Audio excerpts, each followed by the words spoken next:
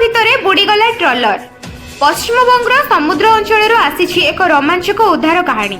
ମାଛ ଧରିବାକୁ ଯାଇଥିବା ଏକ ଟ୍ରଲର ସମୁଦ୍ର ଭିତରେ ବୁଡ଼ି ଯାଇଛି, ଯେଉଁଥିରେ 16 ଜଣ ମତ୍ସ୍ୟଜୀବୀ ଥିଲେ। ସୌଭାଗ୍ୟବଶତଃ ସମସ୍ତଙ୍କୁ ସୁରକ୍ଷିତ ଭାବରେ ଉଦ୍ଧାର କରାଯାଇଛି। ଘଟଣା ଘଟିଛି ଶୁକ୍ରବାର ଦିନ।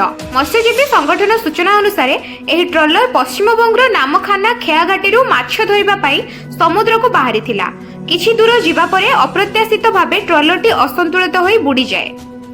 ଏହା ଅତ୍ୟନ୍ତ ଭୟଙ୍କର ଅନୁଭୂତି ଥିଲା। ତେବେ ମତ୍ସ୍ୟଜୀବୀମାନେ ଜୀବନ ରକ୍ଷା ଜ୍ୟାକେଟ ପିନ୍ଧିଥିବାରୁ ଏବଂ ସମୟରେ ସହଯୋଗ ମିଳିଥିବାରୁ ଅନ୍ତତଃ ସମସ୍ତଙ୍କୁ ବଞ୍ଚାଇ ପାରିଛୁ।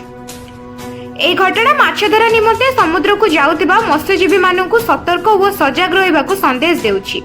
ଉଦ୍ଧାର ଅଭିଯାନର ଜଣେ ଅଂଶୀ ଅଫିସର କହିଛନ୍ତି, ସମୟରେ ଦିଆଯାଇଥିବା ସୂଚନା ଓ ସଂଗଠିତ ଉଦ୍ଧାର କାର୍ଯ୍ୟ ଏହାକୁ ସଫଳ କରିଛି। ବ୍ୟୁରୋ ରିପୋର୍ଟ, ଦ ପବ୍ଲିକ ଓଡ଼ିଶା।